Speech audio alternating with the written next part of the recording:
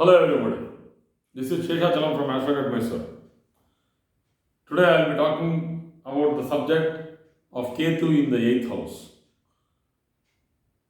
8th house is regarded as a malefic house.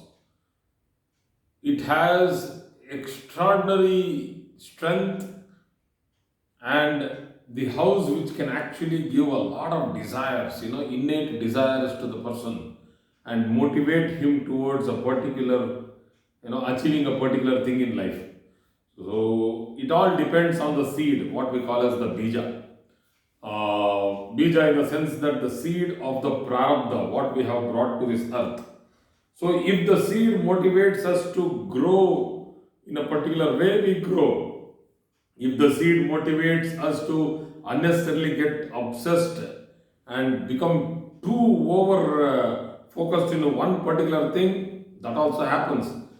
But here one should understand the 8th house is a house in which you can see many things in a person's life. Like, for example, his strength to retain parental property, the strength to take a parental business ahead in life,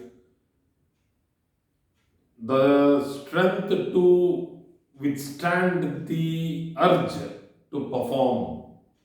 It's very difficult to withstand the urge. What actually happens in many of the charts, I have seen that the Lagna is weak, the 8th is extremely strong, that these people are dreamers, too much of dreaming, too much of expectation.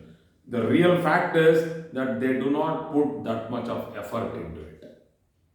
And there are other people who have a very strong first house, but a weak 8th house. They are confident in what they want to do, but the desire is not that much. So they are like aimless, or sometimes you can also say that their desires are less, so they are content. So the dissatisfaction level or the satisfaction level can be understood from the 8th house. So Ayasthana, that is also the longevity, can be understood from the 8th house. So the 8th house has too many, it's a huge Pandora box. I keep telling my students online that when I see a chart, I usually see the 6th, 8th and the 12th first. The 6th for Roga, Ripu and Runa, the loans, the debts. Roga, the diseases, the strength, the capacity, physical capacity of a human being to compete or to strive. I'm not talking about the rat race. Compete in the sense that whether he can do it himself. Then Ripu, how much he can fight with all these adversities, what he is going to face in this world. That has to be seen from the 6th house. So whether there is a good 3rd house from the 6th is the 8th. So it is like the activity for service, the activity which gives satisfaction for the 6th house. So that is interrelated. Then the 12th house, realization. So it is like competitiveness, the hard work, the service, the desire, the 8th house, the inner burn, the what we call as the Agni, which tells that I can't sleep without finishing this particular thing today, or I don't want to die before I finish this thing in my lifetime. So these are cravings, what we call good cravings, bad cravings, we'll understand them. But I'm just giving you a overall picture of the 8th house. Whenever I touch 8th house, I go in depth because it's a deep thing. So even from the Kala Purusha, if you see the 8th house, the 8th house falls in Scorpio, crevices.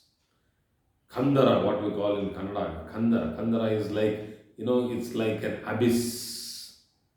In the middle of the ocean, there is a sudden split of earth, a small earthquake has happened, and a mile depth abyss is there.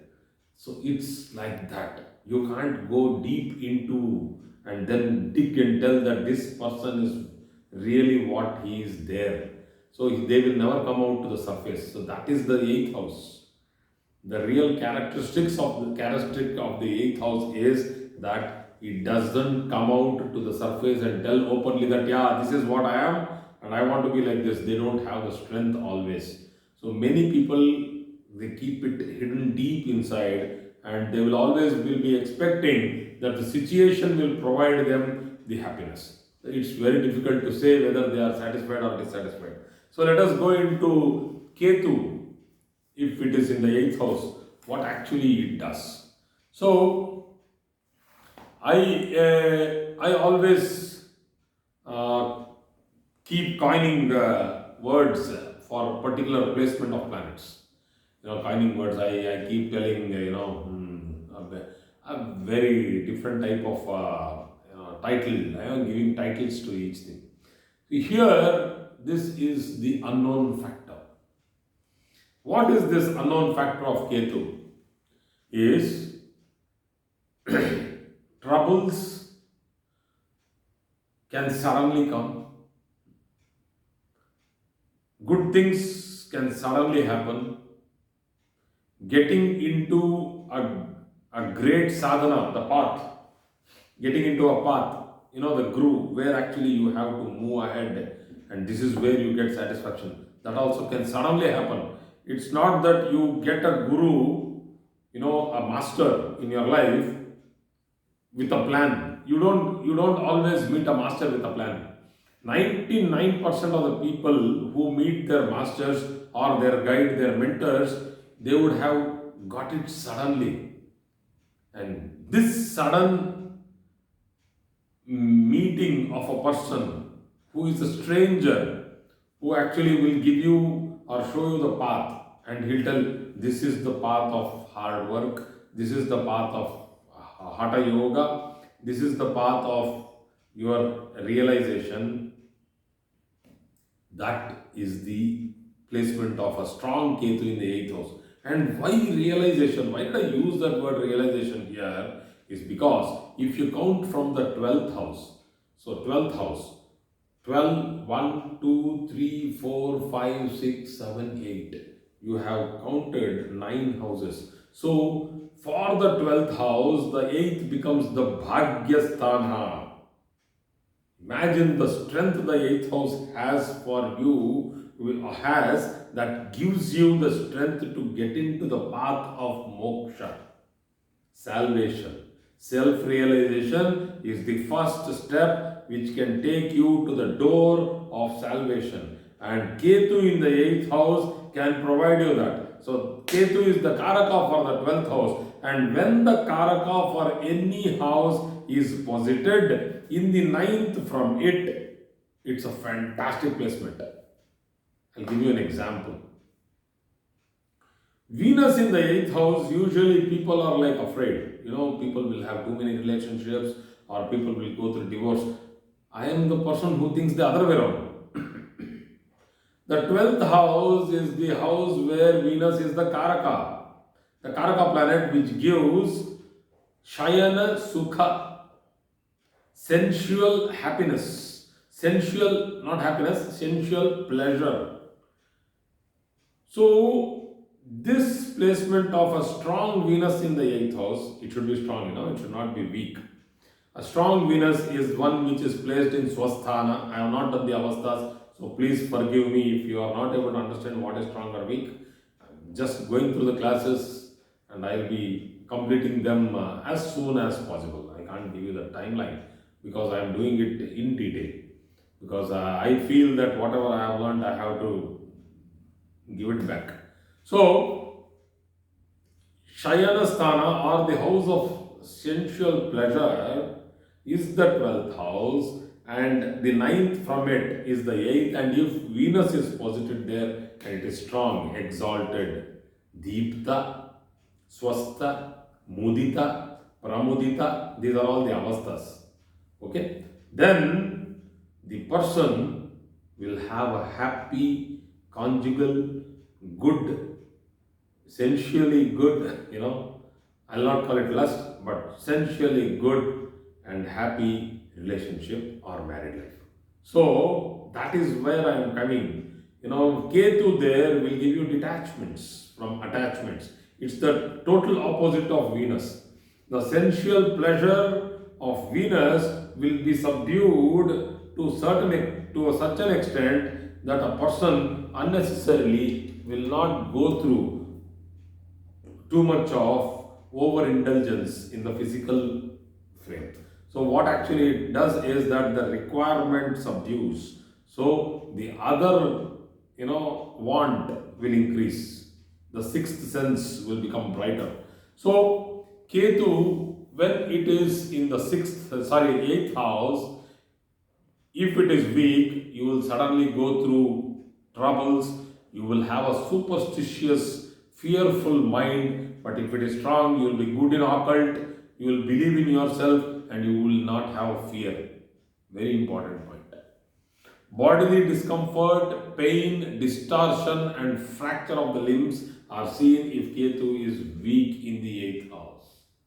Debility, physical, sexual debility, I call it, and difficulty in understanding what the need is, the physical need for intimacy. There will be a difficulty in understanding it. When there is a Napumsaka planet along with Ketu, let's say like Saturn, like Mercury, so there will be a difficulty in understanding what actually is that particular need between partners. So if it is strong, these are for weak fellows. When I am telling negatives, simply think that it is weak.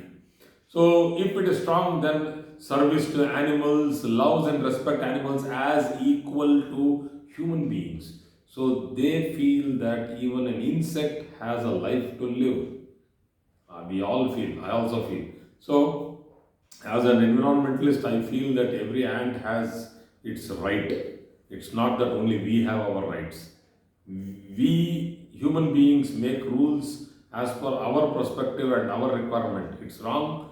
We need to live like just another living being on this world. You know, that is more good. So, sexual debility, I had told you, because of Ketu and Mercury, and if strong, then service to animals, and they can live in harsh climatic conditions with meager food and living conditions, strength to perform in tough conditions if a strong Ketu is placed. If a weak Ketu, then fear of bankruptcy, sudden losses, joblessness, tough circumstances. So, if it is a strong Ketu, it doesn't mean that the environmental, the situation will change. It will be the same. But the person will have more strength and resilience to perform rather than a weak Ketu where the person will be fearful, subdued. He will always be cribbing because he is dissatisfied. Eighth house for satisfaction. Prone to accidents if it is weak, dental implants, root canal, eye problem in sight, you have to have glasses, and skin problems particularly because it is the eighth house. And why eighth house? People will always get a little tense with why eighth house skin problems. So for every karaka, for every factor, signification of a planet is very important. And for skin, we take Mercury and Moon. And Scorpio is the sixth from Gemini. So there are many further complications which I don't want to go into, as that is not a detailed class which I am doing now. So problems like the rectum, the fissures, uh, colon problems like going through colon tumors or whatever we call as carcinoma or cancer, piles, these huge things. I'm not talking small things, they are huge. But if Ketu is placed, badly placed, like with Saturn, there is a disc prolapse in the lower back. It's a dangerous combination. You know, if a disc prolapse happens in the L1, L2, L3, L4, you know how difficulty it makes a person immobile. That is what is Ketu. If it is weak, it makes you physically immobile. If it is weak with a mental planet like, you know, mentally active planet like Moon, it makes you mentally immobile. So these difficulties will be given by Ketu. You know, you have Mercury with Ketu, then you can go through, you know, the females can go through ovarian problems and they can go through laparoscopies. You know, Madhyayu, when Ketu is in the age, we usually take it as Madhyayu. We don't give it as Purnayu, though it is strong also. Fear to invest, if it is a weak Ketu, and overconfident, if it is a strong Ketu, both are dangerous. If you don't have the real focus of investment on investment, it will be dangerous. So I have some more points like beware of making loans, because the paying capacity, that is giving back, you know, repaying capacity can suddenly fluctuate if a bad situation suddenly comes in life. Like there are many people now, because of the good job in the IT sector, they started buying a lot of properties and paying EMIs. Suddenly, you know, a pink slip is given, they are out of job, and they are now like, how can I pay the EMI? So they are, too many properties coming on market, for sudden sale. This is only because of a weak Ketu in the 8th house, or a malefically placed Ketu in the 8th house. Cribbing for future security, that is insecurity. This is one thing which is hitting a lot in present day, because we need to see Desha Kala Vartamana. So, though everything is there with a couple, they keep cribbing that it's not enough, we need to be safe, we need to plan for our future. So, the tension what they go through in planning for the future actually spoils the present. So, that's also there with a weak Ketu in the 8th house, or a spoiled Ketu in the 8th house, and a strong Ketu in the 8th house. These people have super solid resilience, the strength, the enduring power, they never show pain. The 8th house weak, the person suffers more pain, because the brain is not that strong to understand what it's going through. A strong 8th house, the person goes through very less pain, because he knows how to handle it. So thank you very much for today's class. I hope I have covered a good lot of subject with regard to Ketu in the 8th house. Thank you.